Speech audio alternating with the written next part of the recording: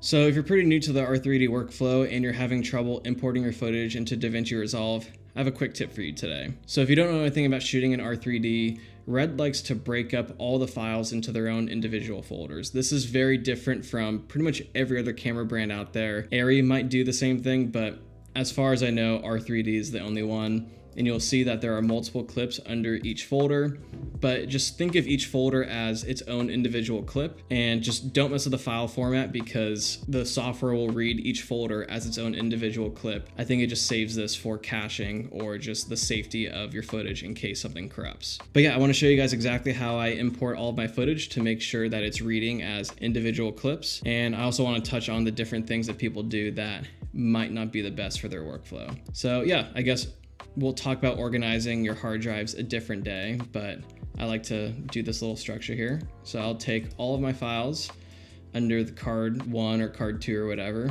So I'll take all of these clips, go into my media bin, and just plop it in. And you'll see that it populates every single clip as its own individual file.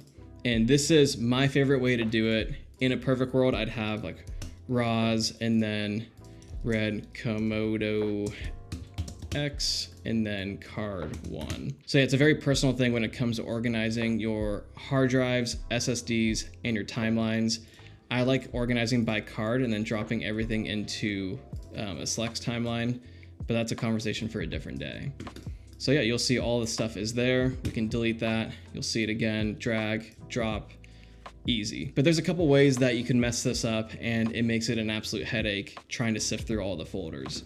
So you'll notice that when I dropped these files in, I dropped it in the right side where like the actual bin is.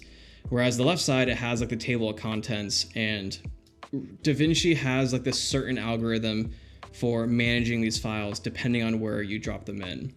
If I take the exact same selecting and drop it in under A01, you'll notice that it creates a hodgepodge of folders, and you'll see that it takes all of the individual files and then combines it into one. So if we look at card 1, clip 1 here, you can see that's just one file. But if we go to A001, there are 3 different files in there. So it's reading all of those as one, but this is not the way you want to do it. Maybe it is, but for me, it's like I'd rather not have to sift through all of these little folders because it's a little annoying.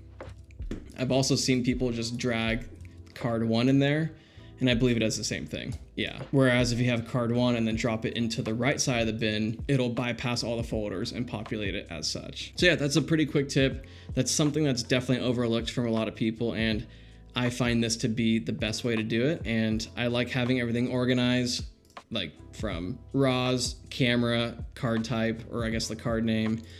And I always just drop it in on the right side because I want all those files to be independent.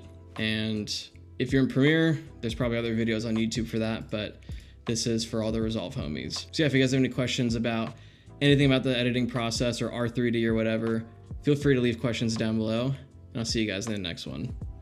Peace.